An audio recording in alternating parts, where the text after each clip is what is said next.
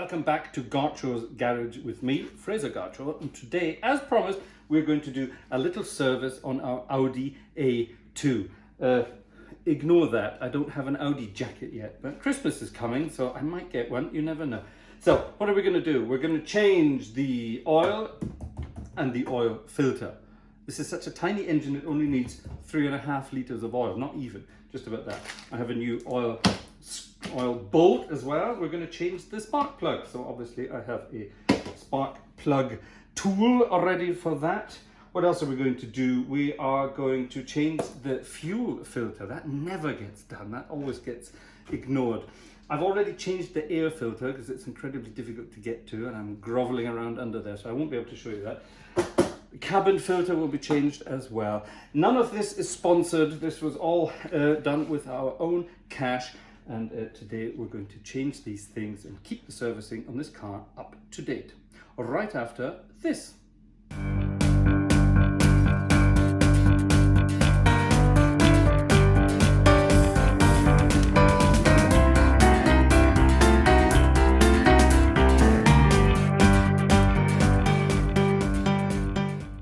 So in preparation for a service, obviously you've got to be very safe. So I have the car chocked at the back. I've got it on jack stands here so that nothing can happen. It's very stable. I've already removed the under tray. You need a T25 Torx bit for that and a 10mm socket to remove these long bits. Have you ever seen such a crazy under tray? It's sort of not just flat, it's quite long as well. I have a nice shiny aluminium tray here from the days when my wife used to run restaurants. I'm going to use that to collect the oil because I don't have anything better. So this is really true in the home garage today. So that's all the preparation we need for this so far. But there is something rather weird I have to show you, and that's how to get to the oil filter in this car, which is incredibly tight to get to, hence the workshop gloves. So this is one of the tightest engine bays I've ever worked on myself. Most of it's actually easy to get to, but a couple of things are pretty impossible to get to. One of them being the oil filter. You want to know where it is? It's hidden behind the exhaust manifold, which means if the car's warm, to get to that, you've got to get your hand in behind the manifold. I'm actually, you can't really see it probably, but I'm holding the filter with my hand just now. That's where the oil filter is. So if this car was, I've just been out for a warm run, as it were, you wouldn't be able to get to that. It would be burning hot. That's crazy. But the car has cooled off enough that I can get my hand past that. So when we get to the oil filter, that's where it is. So at least you know. So it's very dark and tight underneath the car, but it's a very clean engine, as you can see. Here's where the oil comes out. This is the sump, and something has just fallen in my eye. As usual, you should be wearing protection for this, Mr. Gartshore. So here's the oil removal nut. Is this the right way? Yes, it is. And we bang. Oh, there we go. It was very loose, actually. That's not good. And then I get my oil, excuse the noise, oil tray in the right position to catch the oil that's about to come flying out of here. Have I loosened it enough to get it out of my hand? Okay, so here we go. Coming towards the end of the bolt, and like I say, it's only 3 or 4 litres of oil in here, so this tray will easily pick that up. I have already removed, by the way, the oil cap from the engine. Look at that, lovely. Right, so we're just going to let that empty. That will empty rather quickly. Not much in there. Leave the old screw there. Let's go back up top and do everything else. Okay, so we're just going to let the oil drain while we do everything else. That, by the way, was a 19mm nut. This is a 30mm socket, and it's what you need to get down to the oil filter, which is, and there's the lovely noise of oil, the last drops of oil dripping in. It's not much oil in this engine, tiny little engine. So let's get this on the oil filter and okay, good. Okay, this should never be that tight, oil filter. This should only ever be hand tight. purpose of videos like this, and actually of the whole channel, is to show you that things like this can actually be done in your own garage at home. This is literally our home garage, Gartshore's garage. So I've got kitchen paper from the kitchen, and we're going to use that to hopefully mop up the mess underneath the oil filter as I remove it. Now, can I get it in under the oil filter? Yes, I can. Because this is going to be messy, which means I'm in trouble with my wife. So let's see how we do this. I've loosened it enough so I can now twist it by hand. The idea is to try and get it off and out without making any mess. It's a two-hand job, I think. Tilt it and remove it. Right, there is one old oil filter, still full of oil. It smells fresh. Doesn't look it, but it still smells pretty fresh. I don't know if you can see that. If you look in there, you can still see the oil floating around in there. So I managed to get it off without making too much mess on the floor. So while we're waiting for all the oil to drip out, I will do the spark plugs, which means we have to remove the spark plug cables, which are obviously here tied in this rather bizarre piece of plastic which holds them in, but that's fine. We can work around it.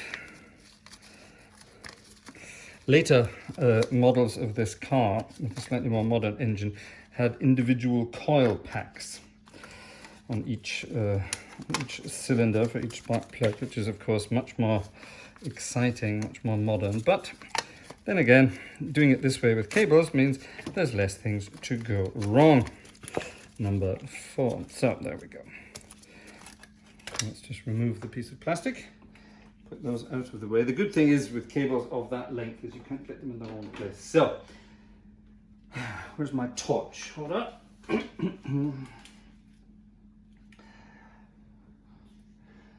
It's quite important that you look down in there before you take these out and make sure that everything's clean. Now, I don't know if you can see down in there. I'm shining the light down. I don't know if the camera will focus on it properly. But there is actually this sort of little dusty bits in there. That one, number 2, is looking a little wet, which is not good, a little oily. So I'll need to make sure that that's actually all right. It could just be that it wasn't in there tightly enough. That could have been something to do with it. The engine's been running fine since we've had it, so who knows? We shall find out. So I'm going to get some compressed air and blow these guys out. The thing to do is put the compressed air in and look away. And we're going to remove the spark plugs. And again, they shouldn't be incredibly tight. They should only be in there just ever so slightly more than hand tight, which is the important thing. So let's get this one out and make sure it's all right. Now it does look like there's a bit of, it doesn't smell like oil, so I have no idea what that is. I think previous mechanics have been putting some grease on the outside. Smells like grease. I don't believe in putting grease on spark plugs when they go in, but actually those spark plugs are absolutely fine. They don't need to be changed, but we're going to change them anyway. So old spark plug out. They're the original, look at this, original Audi spark plugs. That's a very good sign. Now, I'm not using original Audi spark plugs, but I'm using exactly the same spark plugs, just without the Audi symbol on them. So, check that it looks okay. It does. What to do is mount it in there and then thread it in there very gently, just by hand, finger tight. That way there's no danger of you cross threading it. Okay, so I've changed all 4 spark plugs and I'm just tightening them up. Now on a spark plug, here's the old ones, there's a sort of a crush washer on it here, yeah? So when you tighten them down, that sort of crushes itself up to seal it in there. The idea is that you don't tighten them too much. You tighten them until they're sort of there, then you can feel the washer go down, and when it doesn't move anymore under normal pressure, then that's fine. They don't need any more than that. They need about 25 Newton meters of torque, which is some number of pounds-feet torque. It's not a lot. Now I obviously have a torque wrench, but it doesn't go down to 25 Newton meters of torque. So I'm just tightening them up until they're sort of in. And that's always the way to do it. I think the German word we're using is fits nice and tight. So change spark plug, sorry. Push the spark plug leads back down. They will pop into place with a nice sort of definite click. And then I can push the cables back into this little guide here so that everything looks nice and professional.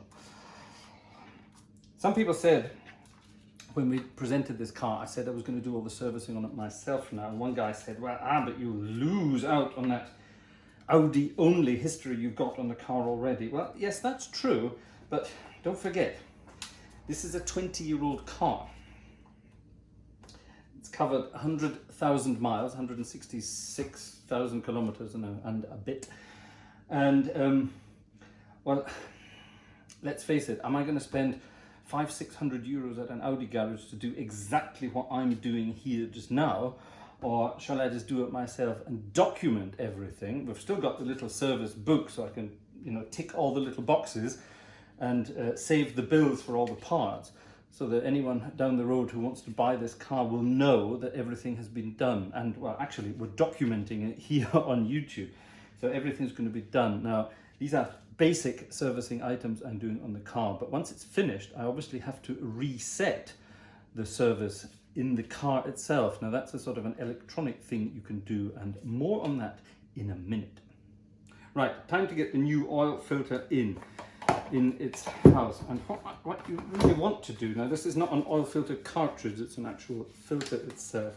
What it's always good to do is, with your finger and some new oil, just rub a little bit of fresh oil around the rubber seal on the oil filter before you install it. Okay. Now, some people would also say pour some fresh oil in there before you put it on. Well, because it goes on horizontally, I would lose all of that oil. So when we start the car with the new oil, the first couple of seconds are always sort of a bit worrying, because obviously the new oil has to get all around the engine and get into the filter and fill it, but that's not too much of a problem. So here we go again, back down into the depths of the engine, trying to get the oil filter into its new home.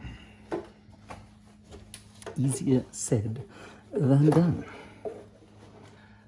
Now, because it's so tight down there, you're sort of doing this by feel. And oh, I just remember there's a bit of paper in there. I can feel the paper. So I need to get down underneath, remove that piece of paper, and then I can tighten it by hand, make sure everything's clean, and then I'll get my 30mm nut back on it and give it a little tighten by hand to make sure it's sealed properly. Right, so it's in by hand, nice and tight, and I'm just sort of loosely tightening it up with a few turns of the ratchet without overdoing it. You've got to make sure it seals properly, but I don't want it to be overly tight. I can still feel the sort of rubber grabbing the rubber seal, and I think that's enough. That's more than tight enough. Now, obviously, we'll be checking in a minute once we've filled in the new oil to make sure that it's not leaking and that it is tight enough. Right, so far so good. Now it's time to put some new oil in the engine, which obviously means fitting our new oil drain plug. Okay, the oil drain plug is back in. We didn't film that because it's not very exciting, but you just put it in by hand so you don't cross thread it at the beginning. Tighten it up by hand. Make sure it's nice and tight. Again, it has a new washer on it. By the way, always replace your drain plug. A lot of people sort of skimp and save on those little things. It's going to be like €1, $1, £1 more. Just do it, yeah? Just do it. Now, we're going to fill our oil here. It needs 3.4 litres. I'm using Mobile 1 Super 3000 synthetic oil with a weight of 5W40. if you're very clever and know these engines or know this kind of car well, you will be saying, why is he putting 5W40 in there? Shouldn't it be 0W30 thin oil? Well, it depends. There are two schools of thought when it comes to oil and these engines. There's what's called the Audi LongLife service, and that uses a much thinner oil. The idea is it's in there for a very long time, up to 30,000 kilometers. What's that, 20,000 miles? Now, I personally don't believe that oil should be in a car for that long. I like to change my oil in shorter intervals, or certainly time intervals. So I will be reprogramming the car. I've got that sort of Volkswagen Audi software. So I can go in there and I can tell the car that it's no longer a long life service, it's now a fixed interval service, which means after 1 year, the service indicator in the instrument panel will light up and tell me it's time to change the oil. And believe me, that's much better for an old engine, especially when you've got things like hydraulic tappets banging about in there, yeah? This is all original stuff, so I want this engine to last as long as possible, so it's going to get more regular oil services in the future. In other words, we're moving from long life to fixed interval. Got it? Okay, so I have put in not quite the right amount of oil, because obviously we're going to have to check it, yeah? There's going to be a little bit of old oil still in there, so we'll let it run a bit and then put the last little drops in. So I've put in about 3.2 litres of oil, and it should be 3.4 litres for a full oil service. So it's in, it's all nice and tight again. This is in, we have to check it. There's no point checking it now because it won't do anything, it won't tell me anything. We need to check it once it's gone around the engine. One little thing I do want to mention about oil, and this is something that a lot of people don't mention in videos, and I think it's a terrible shame.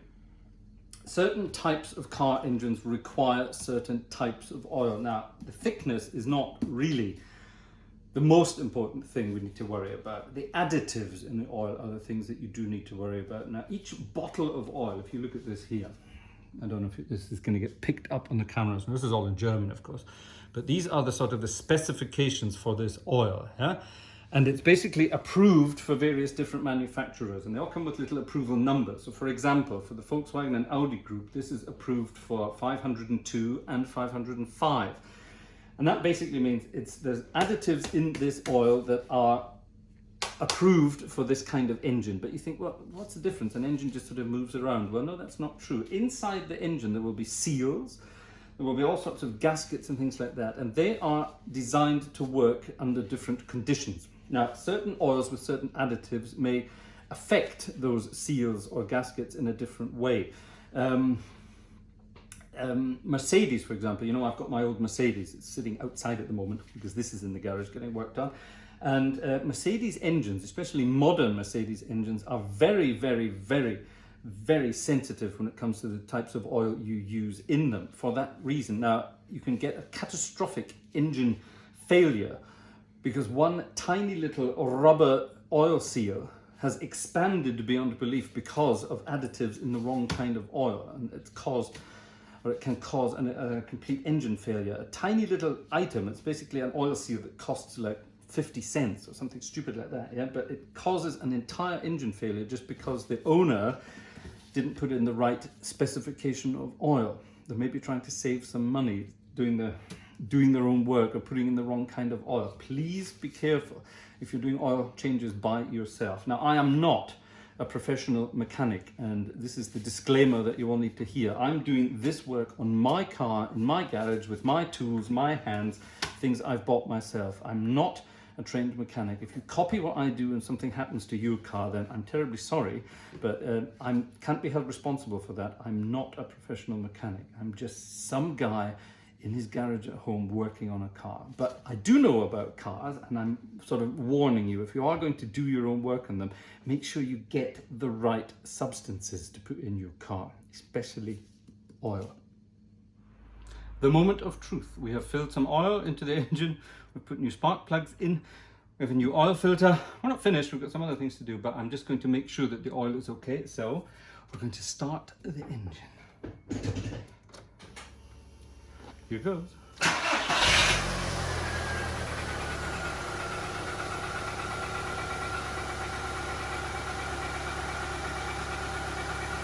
going to let it run. Let it do its thing. Sounds good so far though. Not making any funny noises. Started immediately. Sounds good. Okay, give it a little rev, just a little rev.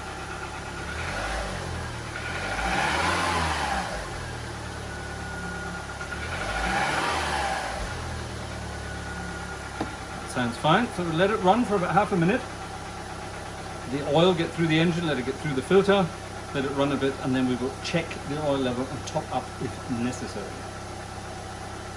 Fingers crossed.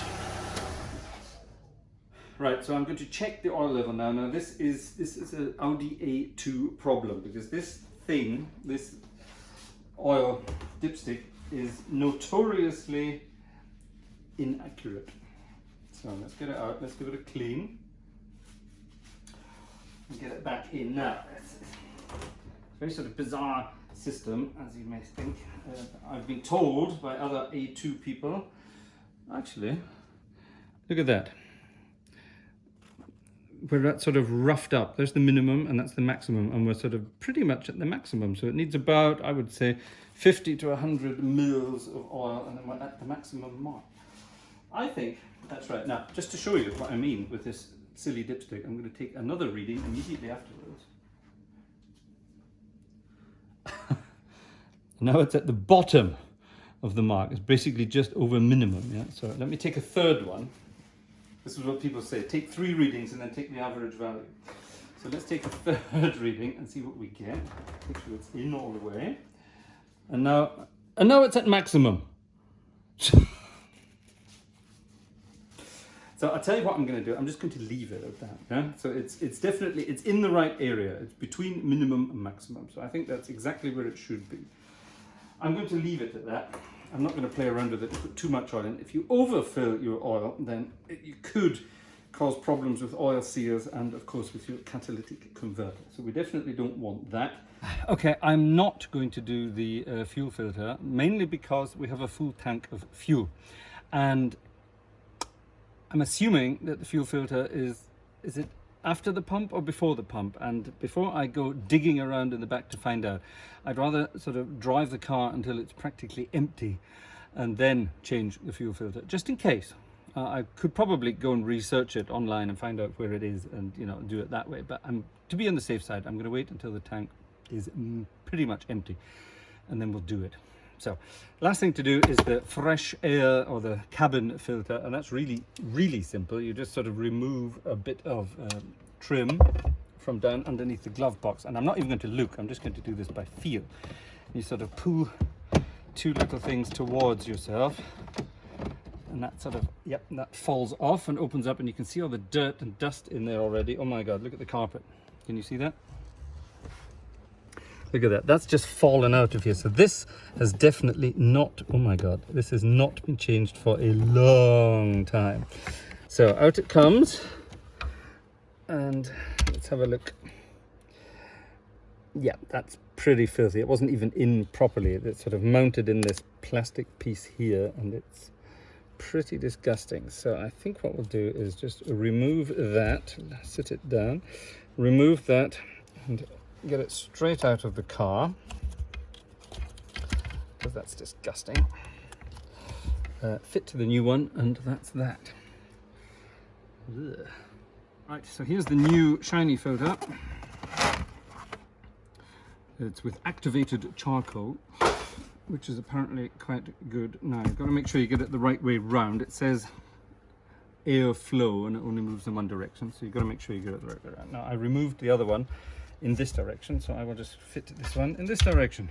So I have squashed the new filter into its housing. It wasn't, the old one wasn't even in the housing properly, which may have had something to do with the fact that all that crud was falling out. So now it's just time to, I'm going to do it again without looking, so sort of squeeze it back up into its home like that.